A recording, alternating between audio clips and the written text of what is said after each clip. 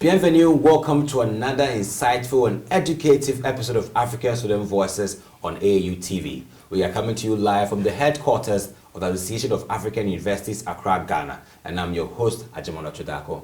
Please do all to follow us on our social media handles, AAU_TV on Twitter, and also the Association of African Universities on Facebook and YouTube.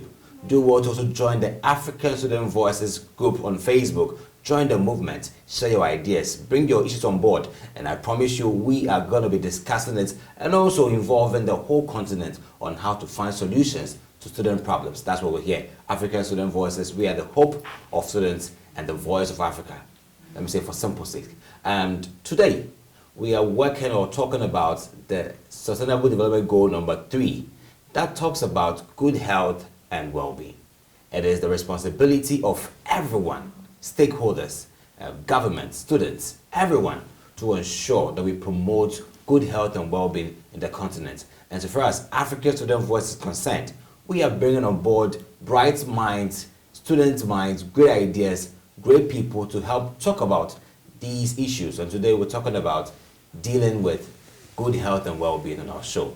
And I have with me a great set of young men to help me discuss this to the latter and make you, wherever you are, appreciate the concept of good health and well-being and how we can promote it together.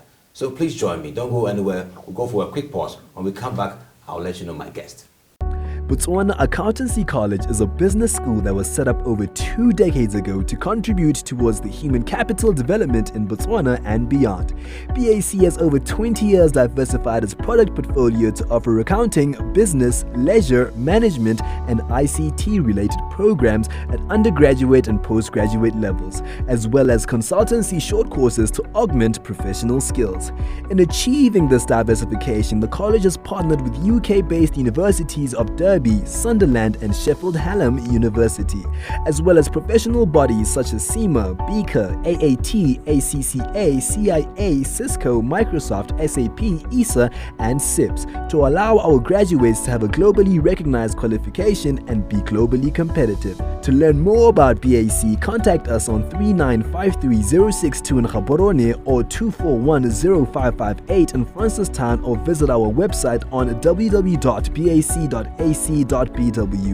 Also, you can visit our social media pages on Twitter, Facebook, and Instagram. BAC, celebrating over 20 years of creating business leaders. Welcome back to African Student Voices. If you just joined us, you are watching African Student Voice on AAU TV, and today we're discussing students' role in promoting good health and well-being. I mean, taking it from the Sustainable Development Goal number 3, a responsibility for all. And with me in the studio are 3 wonderful students. Right to me is Pobi from UPSA. Do you mind telling us a bit of yourself? Sure. Yeah. Thank you very much. My name is Pobi, as you rightly said. I happen to be the speaker of the Department of Accounting Student General Assembly, UPSA, okay, and the majority leader of the 8th Parliament of the UPSA Student Parliament House, and the External Affairs Director of the Civic Education Club, UPSA. Actually, I want to take over from the late Dr. Kofi Annan as the UN General Secretary. We can all attest to the fact that his contribution to national or global security cannot be underestimated, and that is what I seek to also do. Thank you. Great, amazing. Yes, Prince. Gabby Prince Courage on the show, and then Gabby, do you mind giving us just about yourself? Okay, as you rightly mentioned, my name is Gabby Prince Courage. I happen to be the Speaker of UPSA General Assembly, and what I aspire to achieve in life is leaving an impact for the next generation to inculcate. Thank you very much. That's splendid. Yes, we have Awa Solomon Sunday. Yes. So my name is Awa Solomon Sunday, President of the Civic Education Club, UPSA. It's actually affiliated to the National Commission for Civic Education. Okay. That's the institution in Ghana responsible for the education of Ghanaians on their rights. Yeah, so I actually want to follow the footsteps of great sons of Africa like Dr. Kwame Nkrumah, Thomas Sankara, and the like. I believe that Africa can do what she wants to do, and Africa can stand on her feet. Great. So you heard it from the amazing guests and all their prospects, and I believe that Africa is blessed with such people and the kind of mindset they have. So we'll go straight to the point on promoting good health and well-being in the continent. I mean, as students, you have a role to play. You are the future, and therefore your voices are really loud and they are really rich because you are still in the learning space. So I'll pick it straight from Enoch. So Enoch, when we talk about well-being and good health, we know it's all about having your human resource living up to it, but can you help us understand more the intricacies of good health and well-being? All right. I think good health and well-being has a lot to deliver to us or talk to us about. One of the things we should be considering when we talk about good health is about our accessibility to health facilities, how affordable the services these health facilities provide to us are to the common person living in the society, and other factors that goes into it. So I think when we talk about good health, a lot goes into it. Okay.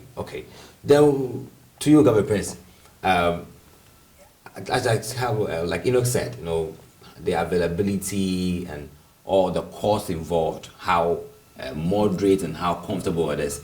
But let's talk about other aspects of good health and well-being with regards to the African continent. How do you find the skill or the degree of good health and well-being in the African continent? Okay, the scale of good health and well-being in the African continent, I may see from the scale of 1 to 10, I'll put Africa in the scale of 6, because right now as an African, in the African domain, good health and well-being is not that practiced as in, let's say, in taking it from the perspective of the accessibility of this health and well-being, especially the hospitals, how close and the proximity which the health centers are close to our citizenry. So I feel, okay, on that stance, I may put it in the stance that, okay, as a student, the role at which we can be able to promote this is through advocacy and maybe make inputs to the strategic policies that our leaders in the political line, especially the head from the presidency, we advocate for them to inculcate the policies that will promote good health and well-being in the African domain. Okay. Sandy, let's talk about if a continent, or let's say if a country is having its human resource in good shape, what do you think is the role of institutions in the continent, from both private sector and individuals? What is our role to play to ensure good health and well-being? Let's take it from the industrial point of view, because it starts from there. What's the role? So actually, good health and well-being is actually an important aspect of human life. That's how come it found a space in Agenda 23. Sure. Agenda 2030, sorry. So in Africa, if we want to take it from the industrial perspective, good health, I believe basically Africa is a developing nation, and most of the things Africa are going through, the developed nations have been through. Sure. And they have passed. And I would like to take countries, the developed nations such as the United States. Mm-hmm. This is a country that has reached its epitome. I mean, it's at the peak of, when it comes to health, it's at its peak. When it comes to well-being, her citizenry are at their peak. And Africa, a developing nation, a developing continent, a country like Rwanda, a progressing African nation. These, when it comes to the industrial perspective, I believe industries, we are producing to feed our own people. Sure. So what we are producing, we should understand that, yes, as I'm producing to feed my fellow African. What I put in there, if it is good for our fellow African, it should be done. If it is good for our sister and our brother to eat, then we should use it. But we should not say, okay, because I'm producing it for someone else, yes, I can put anything in there for the person to eat. No, that should not be the case. We have, in China, for example, in China, the rules governing their manufacturing processes is very strict. But yet, we allow foreigners to come into Africa, they sit in Africa, they use whatever means possible to try to exploit us, produce all sorts of stuffs, adding chemicals which is beyond the standard requirement they produce for Africans to eat. And we are consuming this, making them richer at the detriment of our health. So I believe from the industrial perspective, we should try to ensure that those placed in leadership positions try to put out their best. They should do what they were placed there to do, to ensure that whatever is being produced for our fellow Africans to eat and to consume is actually of the right standard. Okay. How can you tell that, let's say, a firm or an organization is actually fulfilling good health and well-being? What are some of the indicators that you should checklist, or let's say checkbox them to say, okay, with what you are doing, I think you are actually fulfilling good health and well-being for your people? What actually is your checkbox or your criteria? All right, so my criteria for seeing that a particular company is trying to give us what we expect as the citizens to consume is that I think first of all they need to ensure that what they are producing, does it meet the standards? Let's take for instance, if you are producing in Ghana, what you are producing, has it been certified by the Food and Drugs Authority or the Ghana Standards Authority as to whether it meets the standards, so it's good for the citizens to consume or not? If it's not, then we don't have to. Also, we have to also consider what effect the production is causing to the environment around us, because well-being is not only what we consume, but everything around us. So even what we inhale, the companies, what you are producing, what effect does it have on the environment? If it has a bad effect on the environment, I think that we are not living up to the standard we are expecting. Okay. Prince, let's consider from organizational policies. Can that also be influenced in a way to fulfill good health and well-being from a firm's policies and strategy? Yes, please. The organizational policies demand, that gives them the track record on what they are supposed to do and what they are not to do. Okay, if an organization serves a positive impact, have a positive impact on the citizenry, as in, okay, the things they produce and the way they go by it, it all boils down to their policies that the organization has set up for themselves. So I believe, okay, in my instinct tells me that, okay, before an organization wants to leave a positive impact, then they have to draft a policy that will guide them through the production processes through to the consumption before they even send it out there for people to consume. Okay. Sunday, so back to the firms. Well-being is not only about you buying the product out there. We have people also in the organization who are also on duty. Is there any responsibility on their well-being and welfare, or let's say good health? What do these firms have to do to fulfill this SDG number 3 in terms of human resource management?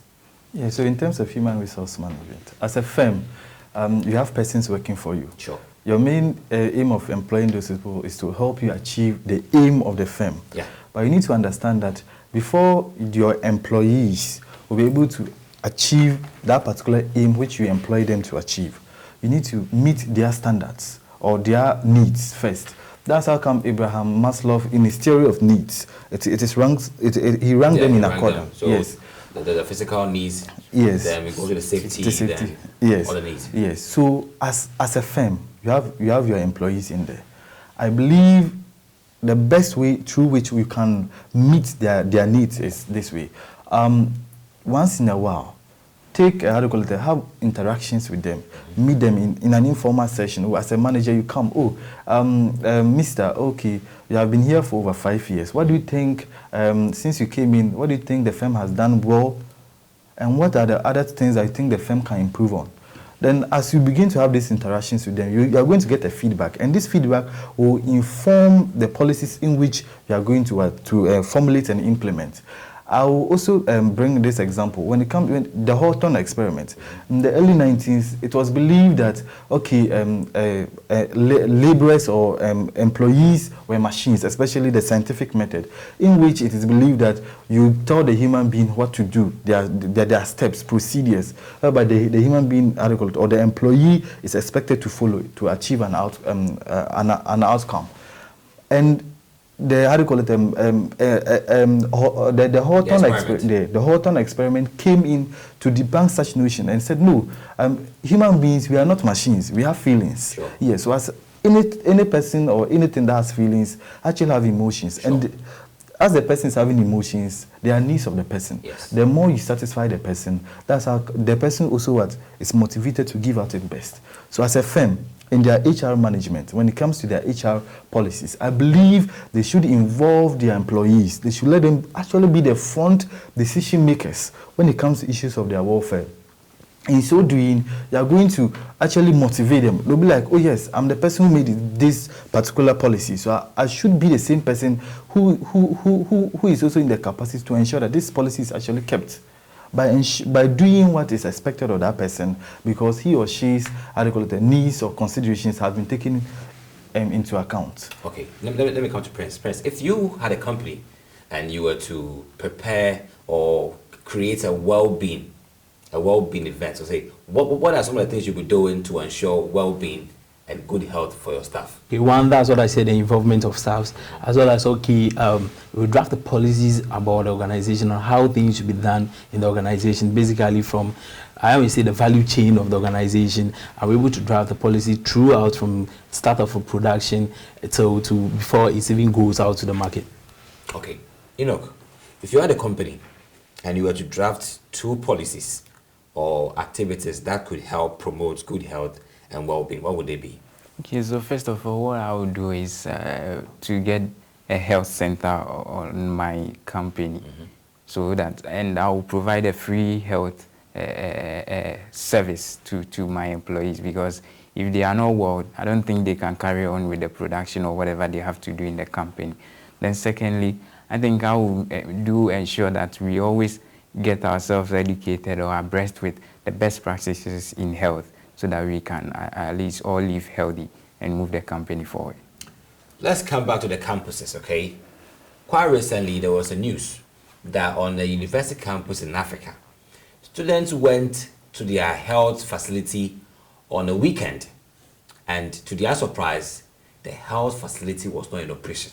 So this student who was in that dire need for medical aid couldn't receive the medical attention, and they had to look somewhere else for medical attention. On a campus where students have been built for healthcare, and this is what happened. And we are looking at promoting good health and well-being in the African context. But before you share your view, we'll have to go for a quick pause. We'll be right back.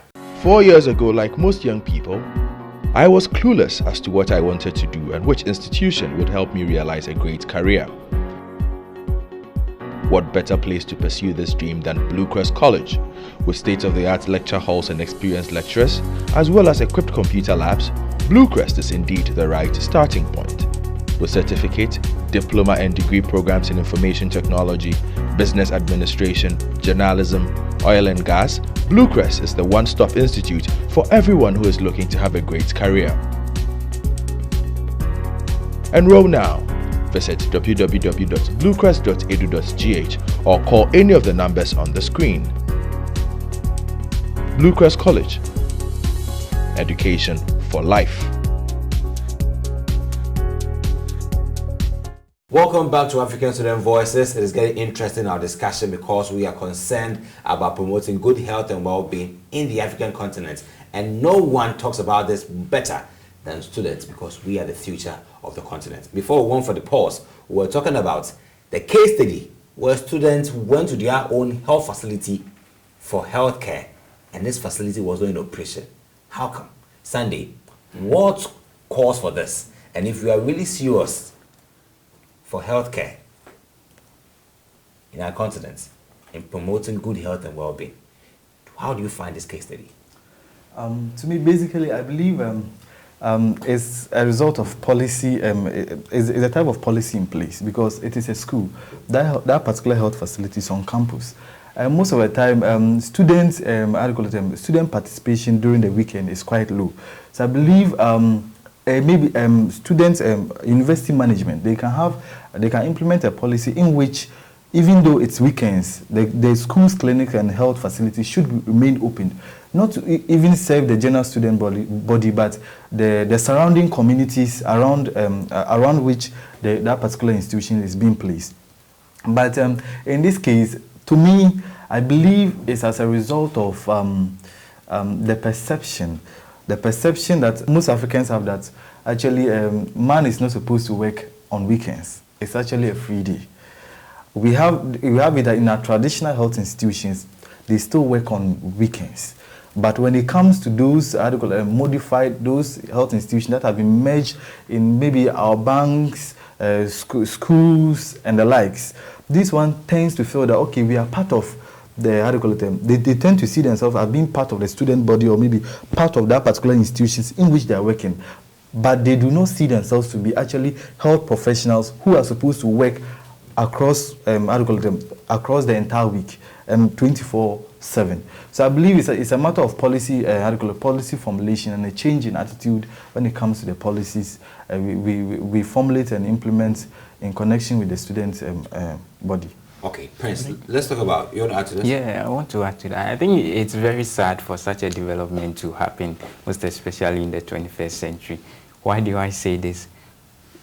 Health facilities are there to cater for sometimes, most especially emergencies. So I don't think weekends, we should say, well, maybe weekends are not supposed to be for or part of working days, so health facilities shouldn't be functioning. No, it shouldn't be so. That is why we need to get a backup. So if this week maybe the health professional shouldn't come on that weekend, we should get a replacement to take over, because we don't know what may happen. What if the situation was very serious that needs immediate attention? What happens? So I think moving forward, leadership needs to consider some of these things and put the right measures in place. Okay. Prince, you know, the World Health Organization brought out a survey, I think their report in 2013, that spelled out that in the African continent, we have a very poor ratio of health provider to patients, or let's say to people in the continent. And we are the continent with a lot of diseases, epidemics, and all that, ranging from all parts of the continent. How do you, looking at the statistics over here, looking at this stats we have over here, and our will to promote good health and well-being, what do you think should be done quickly to just curb or to correct that data? Okay, at my point, I think major progress has been made so far over the years about, let's say, promoting good health and well-being. But then what I think that is supposed to be done is, okay, the government of today is they have to have in mind, okay, the people's matter, for the people. If they are really for the people and they want to serve the people, I believe that, okay, they have to carry out policies that will be able to implement, and implementation, the policies will be able to be, like, say, draft a policy that will be implemented easily in order to promote good health and well-being. What would you suggest to government or African governments on how to correct that data? Because currently we know that we're having so much epidemics in the country, people are dying, and our health provider ratio to patient ratio is that poor. If you were to suggest to government or African governments, how can we change this record? What would you say? What I would suggest to African government is, okay, let me take the scenario of Ghana. As Ghana has also started a process of established UHAS, University of Health and Allied Sciences, to just medically train these people for a specific job. And UHAS sets a standard as we, okay, they're promoting basically health-related courses. That's all, basically what that's all they offer. So I believe, okay, if this stands that stand in the right direction for Ghana, that they have established UHAS to promote this good health and well-being. And also, Ghana have also maybe for the past few years established this College of Surgeons and these health colleges, considering us and let's say taking from the stance of maybe nurses training colleges that are training nurses to promote good health and well-being. Okay. I think I will add up to what Prince just said. I believe that it's about time our governments in Africa consider the health sector as the #1 priority. I think most of our budget allocation goes to some sectors that, to me, I don't see it to be relevant, but the health should be. For Ghana, for instance, there are some nurses who have completed school over some years and are in the house, all because of financial clearance. But the budgetary allocation to corruption is too much. So I think it's about time we try and consider those things and rather allocate much money into the health sector so that we can bring the health professionals on board and change their dynamics. Okay, just to add a quick one. Yeah, so for example, in Africa, the leading killer diseases, they are not those imported diseases like HIV, AIDS, and cancer and the rest. No, it is malaria and those diseases that has to do with personal hygiene. So I believe in as much as we encourage our government to take a critical look at the health sector, there should be a policy that should go out to encourage a campaign policy to ensure that citizens are educated on the need to keep their surroundings clean. So, for example, as you rightly said, the medical officer to patients ratio in Africa is very low. Sure. But we have a situation in Ghana whereby she currently produces more nurses than she can employ. There are nurses in the country, but we lack nurses, but yet the government can employ. So in this case, government has trained, but there is also what? There is also the absorption rate is poor. It's also poor. So what do we do? What I believe in is instead of African countries, we having this ancient way whereby medical officers are in a built institution. We should have this form of system in which you train a nurse, in which she's allocated a particular community, in which she takes care of their needs. Necessarily not her or he being in in a built institution for patients to come, but she rather going out to take care of their health needs. I believe if our government adopt these innovative ways and issue which to solve health issues, I believe it will improve. Our health situation will improve. So, let's talk about nutrition. You know, you can have the best of medical facilities, but if you don't have the right nutrition, you always fall prey to and lengthen medical procedures and all that. So let's talk about nutrition. How do we promote good nutrition to also affect good health and well-being? I'll start from you, Doctor. Right.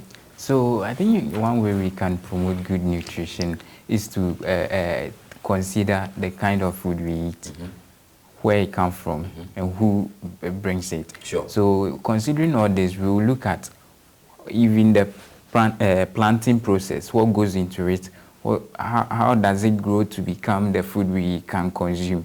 So what we use to grow them, the fertilizers and all those things, we need to consider with this. And even moving from the farm to the market, we need to consider whether it fits enough for us to eat. And even the surroundings, if it's a cooked food, the surroundings in which the food was cooked or it was being sold, is it clean for us to consume? We need to consider all these things before we consume food, the food we are being given. And also, I'll take inference from basic school where we were taught some basic nutrients in food that we need to consider to know that, oh, we are getting a balanced diet. So I think we should consider all these things. And I think one problem too is about this poverty rate, that the people live below $1.25. It's very appalling, and I think we should consider and collectively come together to do something about it so that we can change what is happening. Is that the reason why we have, let me say, the poverty rate in Africa is somewhat the one key factor affecting good health and well-being? Would you say that? Please come again. Yeah, would you say that poverty rate is one key factor affecting good health and well-being in Africa? Okay, I wouldn't see poverty rate in person, but then what I would say, okay, is maybe the advocacy enough of how to teach individuals on how to maybe eat a balanced diet. As in, like, let's say we train a lot of dietitians in the country and they are very good at what they do, but just that they haven't been given platforms to advocate on, even teach the citizen on how to eat and the right time to eat. I think that's basically the Africa needs to maybe bring about now. It's about time that African train these individuals that will maybe give them avenues like these student voices that will train people on how to eat and the time to eat for them to eat nutritious food. Sunday, good nutrition, the role of the individual. Yes. So good nutrition. Actually, I see nutrition to be the duty, one of the major responsibilities an individual has to take up. Our governments can do all they can, but we need to ensure that we, on a personal basis, we take up our nutrition seriously. Because after all, when you lack essential nutrients, it doesn't affect your government; it affects you personally. So, for example, in Ghana, we all heard about the H1N1 influenza. This was a disease imported into the country. It was imported. It was actually, there were eggs that were actually manufactured in China. Manufactured eggs? Yes, in China. Okay. And these eggs, it was imported into Ghana. In China, when it was not sold on the Chinese market, they were actually burnt, destroyed on the Chinese market. But they imported them to Africa, which Ghana was a victim. And it was imported. It's an imported disease. So, for example, our government failed in securing our health under this circumstance. But on the individual basis, if I'm going to buy the egg, then they'll be like, oh, this egg, I'll see this egg, oh, where is this type of eggs come from? It's from China. You try to find out, inquire more about the information of the product you are buying. And if it fits you, you can buy. If it doesn't fit you, you leave. I also like to give an example. We're all here when Africa, the investigative journalist Anas, did an expose on how biscuits were being manufactured with rotten corn flour. Sure. And these things were definitely, institutions had failed us. But as individuals, we could have, I'm told it was on the Spintex Road. On the Spintex Road, that particular manufacturing plant was on the Spintex Road. Yeah. People had gone in there. I believe most people would have seen the process, how bad the raw materials that were used in the production of those biscuits. But yet they kept quiet because, it will be sold to individuals at a cheap price. Everybody they'll also be able to make money.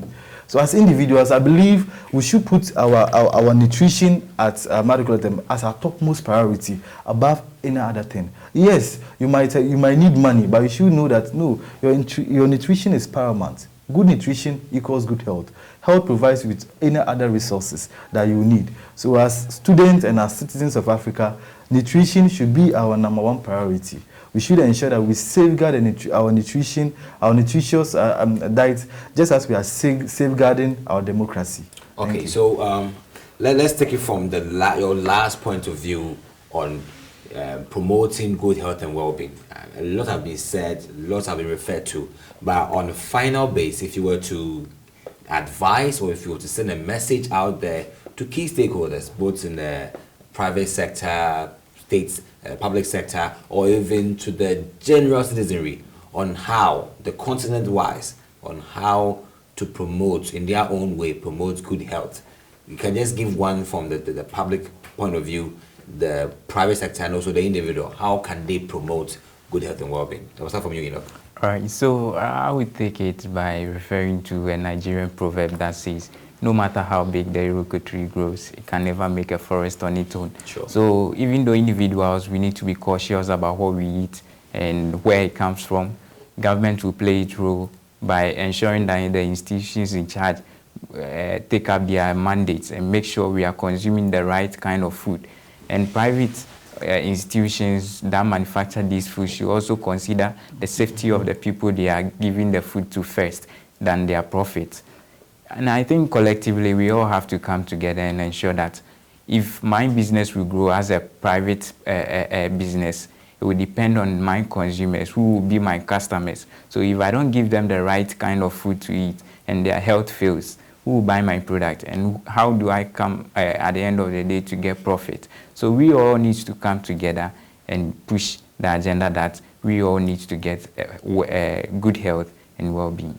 Okay, so Prince, let's talk about the role. Let's say the role of all these stakeholders, public, private, and then, let's say the individual. What do you think should be their role, and even students? From your point of view as students, what can you do to promote good health and well-being? I think as a student, the basic thing I would have to do here is that I would, as this platform is given, I would use this platform to educate individuals on how to eat and maybe how they should be able to manage themselves so that they promote good health and well-being, basically. But then achieving sustainability, especially good health and well-being, is not a solo journey. That is an easy journey that everybody go to. But then what I would say, okay, it's a collective goal that all the stakeholders come together so that we all fight, so we achieve the 70 SDGs in basic, yeah. Okay, Sunday. So the role of the students in promoting good health and well-being. What do you think students should do all over the continent to promote this goal? To me, basically, students should, African students should be seen as a lead advocate when it comes to good health and well-being. in the sense that we have been previewed, especially we the 21st century students, have been previewed to much the important the important facts of being of good health and well-being, and also we have been previewed to the various ways and means through which you can ensure good health and well-being. Okay. So I believe as African students, we should always speak out wherever we find ourselves. Speak out. You travel from Nigeria, you go from Nigeria to to Tanzania, Zimbabwe, Ghana, and our gutters, our streets are very dirty. And we have students. Sometimes in Ghana, you can walk in and a student will drink something or eat something, and we place it on the floor, not knowing that as that particular substance decay, it has the impact or the tendency of impacting him or her negatively. So I believe as students, African students, we should ensure that yes, we practice what we are being taught and we practice what we want to be practiced. Do not look at the person or the surrounding in which you are. Just speak out. What is right? Speak out. I believe that is the only way through which Africa can develop, and Africa can actually achieve the SDG number 3. Thank you. Thank you very much, nice people. Thank you very much for making African Student Voices realize its goal today. So, what we're discussing was promoting good health and well-being, and this is the role of students. I mean, students play a very key role in doing the marching, the fort, walking the talk, and showing that good health and well-being is achieved. As we rightly heard them say, that you need to be cautious of whatever you do because you are educated, you are the future of the continent, so therefore your actions should be the best. Thank you very much for staying in and watching African Student Voices for today, and I believe that you keep watching some of our episodes, sending your comments and sending your contributions. We really need you to be a part of the movement. I was your host, Agyemang Okyere Darko, and just come our way next time as we bring you more of African Student Voices.